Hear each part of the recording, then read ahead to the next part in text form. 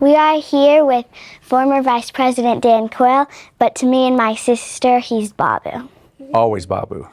The kinder and fourth graders had a couple questions, and these are the ones that we decided to ask. Okay, I'm ready. Why did you want to be Vice President?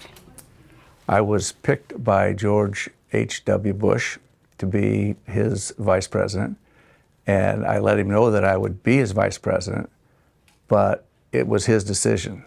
You're not elected by the people in a primary, you're appointed by the presidential candidate. So I was fortunate to get the nod and the appointment from George Bush. Okay, here's another. What was the hardest decision you had to make as Vice President? The hardest decision would probably be to make sure that you always follow the president's agenda and his ideas. There are two requirements when you're vice president. You have to be prepared to be president, and you need to be loyal. It was easy for me to be loyal because he was a very good person, but there were times that we disagreed.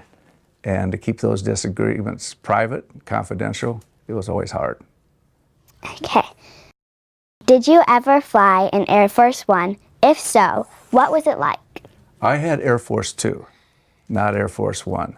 And the reason that we didn't both fly on Air Force One, because if there was an attack or a crash, then both the president and the vice president would be gone. And we always flew in separate planes. And I had Air Force Two. Okay. What is your favorite memory? My favorite memory is just working every day in the Oval Office with George H.W. Bush, who was a very decent, honorable person, always did what he thought was right for the country, tried to put politics aside. And I've always told my kids and my grandkids, if you want a role model in life, look to George H.W. Bush. What is your favorite fish not to eat? My most favorite fish not to eat? Well, I like almost all the fish, but I guess I don't like squid, if that qualifies as a fish. Okay. Who was your favorite president? My favorite president?